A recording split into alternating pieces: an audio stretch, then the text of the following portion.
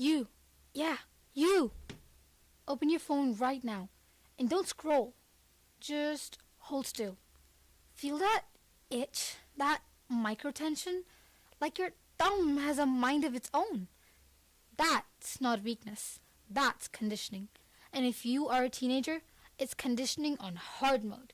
Because your brain is still wiring up the brakes of conscientiousness, while the app is flooring the gas on stimulation.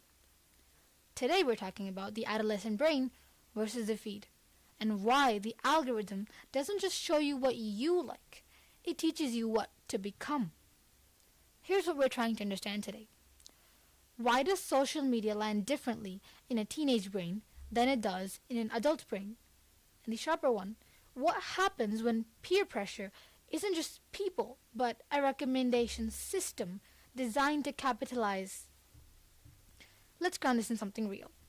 Maya, 15-year-old teen, posts a photo, then deletes it, reposts it, changes the caption, checks the time, checks the likes, again, checks again. Not because she's vain, but because the post isn't just content. It is a social signal about her and your worth. And the feedback is immediate, public, quantified. Now layer in the current privacy reality, where big platforms have been expanding how they use user content and interactions to improve AI systems. Even when something is public, the idea that it can become training material changes the stakes. For teenagers especially, this isn't just data, it is identity in progress, friendships and awkward phases, experiments and beliefs they'll probably outgrow and feel embarrassed of later. So the context is not just merely kids trying to spend too much time online. The fact is, their social world is being measured, optimized, and in some ways remembered by default. We're doing two mechanisms.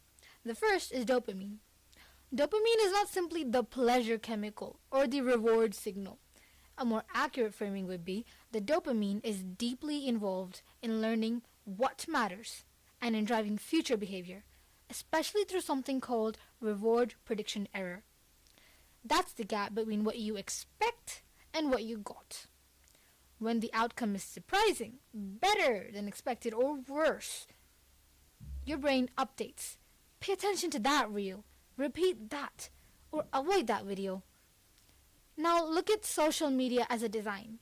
The rewards are variable. Sometimes your post pops off. Sometimes it flops. Sometimes the notification hits instantly. Bing, bing, bing, bing, bing, bing, bing, bing, bing. Sometimes it doesn't. That unpredictability isn't accidental. It is a powerful reinforcement learning.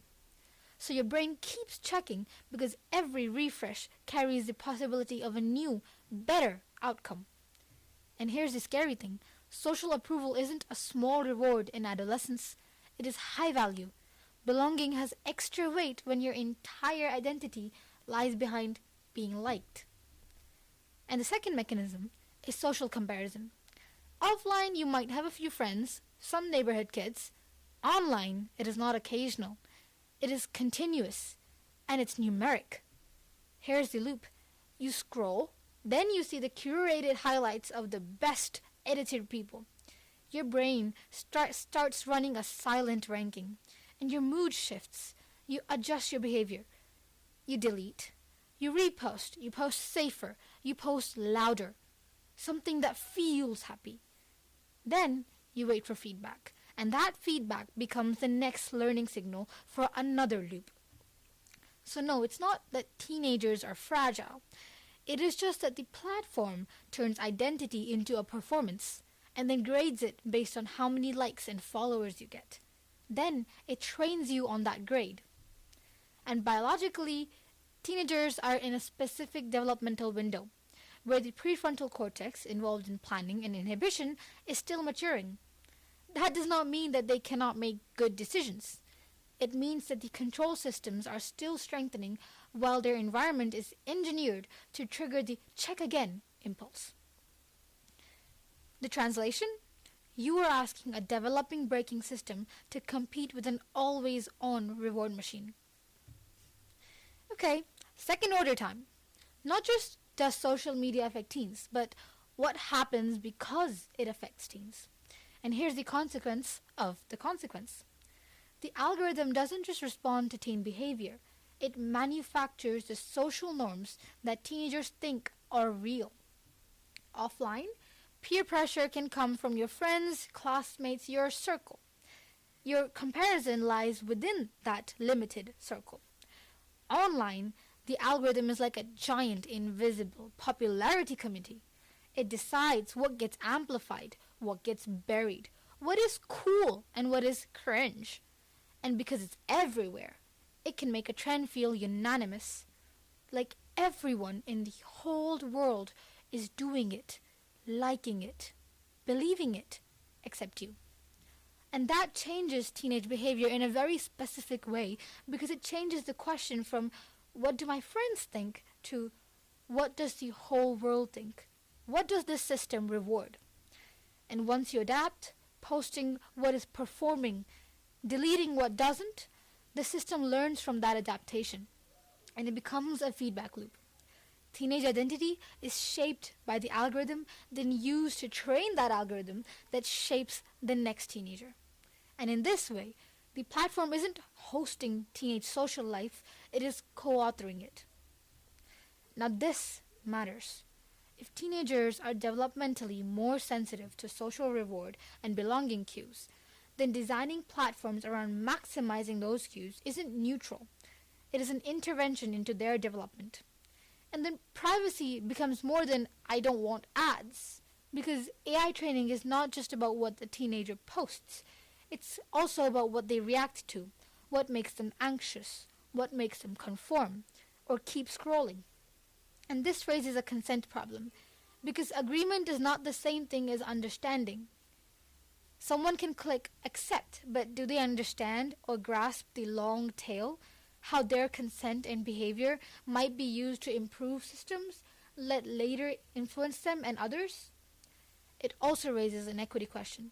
Some teenagers have media literacy, parental support, strong offline communities, and this makes their online experience healthier. Others don't.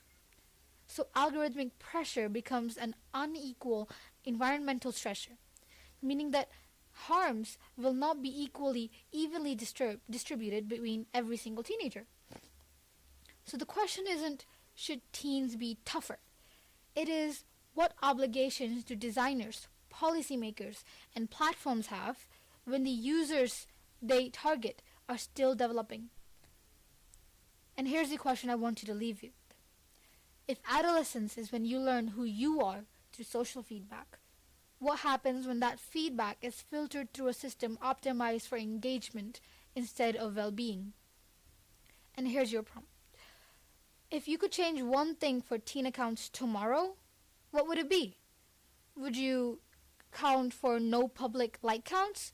Would you recommend a stronger privacy control? Something else? This is the second order. We don't stop at what happens. We ask, what happens next? See you in the next episode.